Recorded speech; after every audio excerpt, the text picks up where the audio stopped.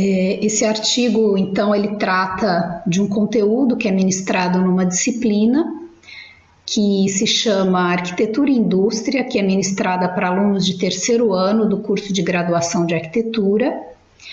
E ele trata do tema de projetos de arquitetura temporária e também da modularidade. A proposta é para se basear numa circunstância excepcional como um caminho para poder definir um programa de necessidades ou mesmo o briefing do projeto. Basicamente, é importante entender, então, essa questão da excepcionalidade como um critério, então, para definir as temporalidades. O artigo está estruturado em 8 partes e, a seguir, a primeira dela é entender por que um projeto pode ser entendido como temporário ou permanente. Se a gente pensar nos sinônimos de uma arquitetura que é temporária, a princípio seria algo que seria efêmero, transitório, perecível, móvel ou portátil, enquanto o seu oposto, uma arquitetura permanente, em princípio, nós associamos a uma ideia de algo que é duradouro, sólido, eterno, estável, imóvel ou mesmo sedentário. Alguns exemplos vão ilustrar como, na verdade, se confundem essas categorias entre o que é temporário ou permanente. O primeiro exemplo é interessante porque, a princípio, quando a gente vê o templo de Ramsés II e da sua esposa Nefertari, que foi construído em Abu Simbel, no sul do Egito, na época de 1264 a 1244 a.C., a gente associa essa arquitetura a algo extremamente sólido e permanente, até mesmo pela sua duração ao longo do tempo.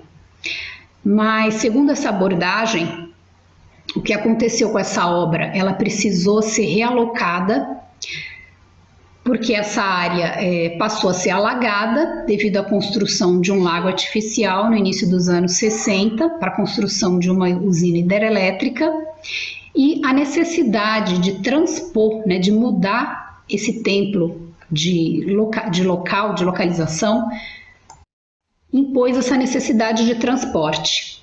Então, imagine uma obra desse porte tendo que ser deslocada através do rio e remontada, segmentada em partes para depois ser remontada.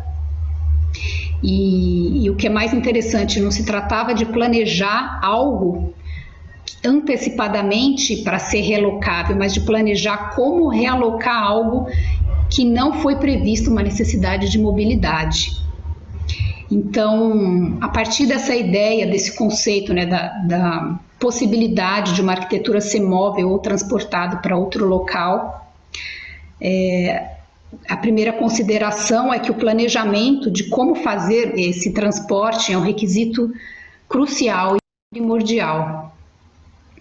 Então, com relação a diferentes maneiras de transportar, de acordo com o itinerário a seguir, algumas perguntas iniciais devem ser feitas para o tipo de projeto que se quer desenvolver. Se ela vai ser deslocada, por qual meio? Via aérea, aquática ou terrestre. E um autor que apresenta uma conceituação interessante a partir dessa ideia de mobilidade é o Robert Cronenberg, e ele fala de 3 categorias, que seriam construções móveis, relocáveis ou mesmo desmontadas, no artigo. A construção modular, então, seria a procura de um padrão para replicar, transportar e montar. Ela é inerente à transposição do que se projeta com relação àquilo que se constrói.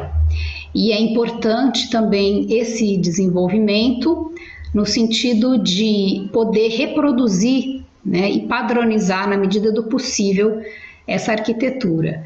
Sempre lembrando que não é desejável que tudo seja exatamente igual.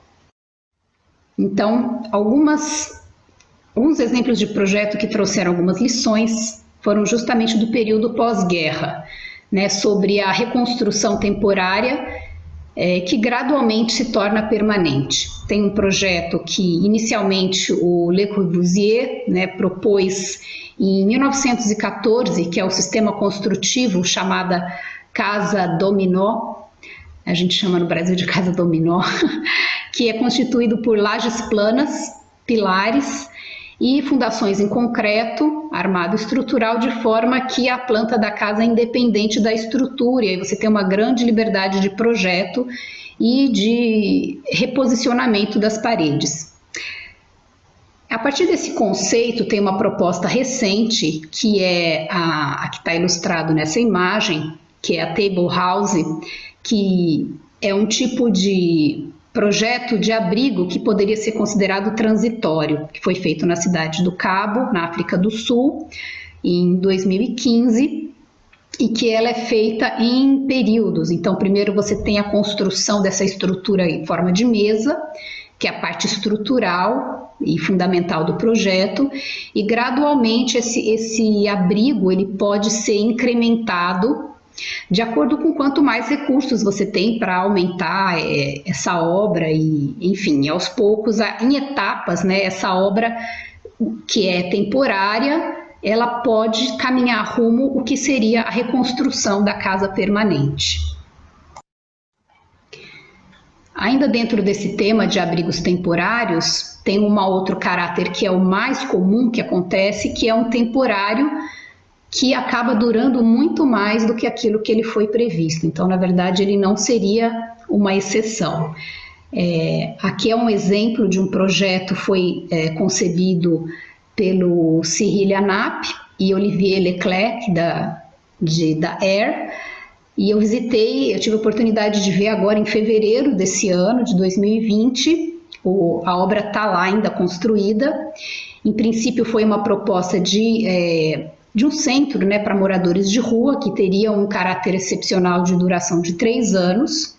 Teve uma grande briga política, inclusive, para poder implantar esse projeto, porque ele está numa área nobre de Paris. Até os moradores da região, em princípio, não aceitaram, e em princípio seria para durar 3 anos.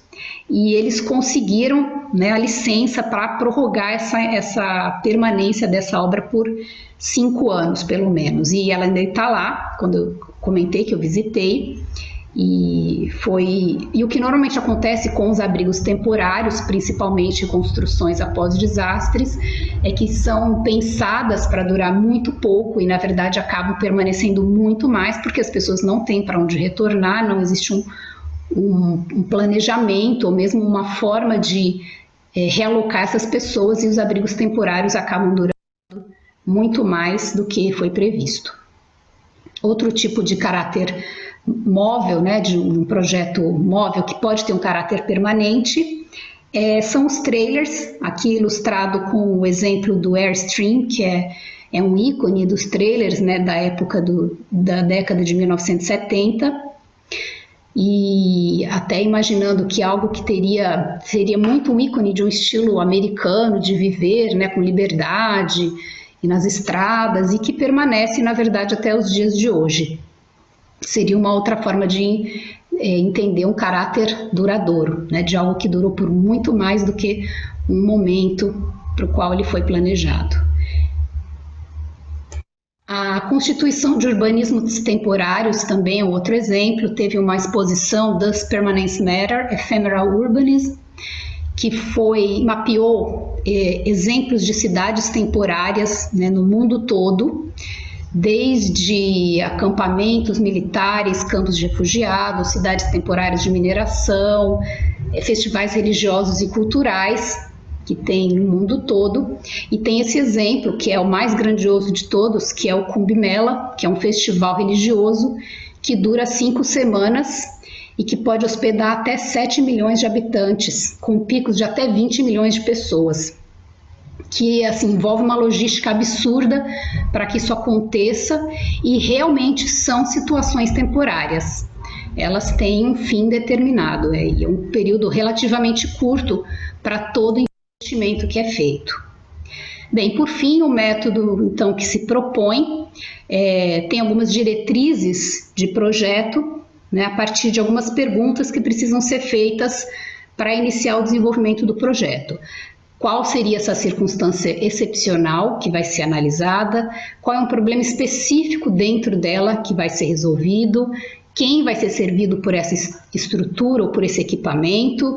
Quanto tempo deve durar essa intervenção? Onde será a intervenção? O que exatamente será essa intervenção? E como ela vai ser executada? Quais as tecnologias necessárias e materiais? E a ideia é que quanto maior é o detalhamento dessas respostas, com precisão na quantidade, na descrição, com entrevistas, quem são essas pessoas, melhor vai ser a condução do projeto. E esse é o exercício que é trabalhado nessa disciplina de graduação. Aí no final estão as referências e eu agradeço a audiência. Obrigada. Muitos parabéns pela apresentação, achei muito interessante. E que tem a ver com esta questão do caráter efêmero e, acima de tudo, do ponto de vista, muitas vezes, das construções que têm um caráter social. Enfim, acho que é uma preocupação que se tem estendido. Temos o exemplo aqui em Portugal de uma preocupação que chegou ao nosso Presidente da República sobre a questão do alojamento para sem-abrigo e aquilo que são as preocupações inerentes ao aspecto social também da arquitetura, e perceber até que ponto, daquilo que têm sido os seus estudos, acreditaria que eventualmente, até pelo ponto de vista das questões económicas e daquilo que poderia ser outras soluções para além daquelas que são as mais tradicionais e a mais conhecida para resolver problemas que são fundamentais da sociedade e que, acima de tudo, não estão resolvidos e, em alguns casos, longe de estarem, não é? E se eventualmente as soluções que estudou se poderiam ter aqui um apoio do ponto de vista político na sua implementação e naquilo que poderia ser às vezes uma solução, que não sendo ótima, mas pelo menos sendo melhor do que aqui existe. Gostava de perceber um bocadinho sobre essa questão, qual é o seu entendimento?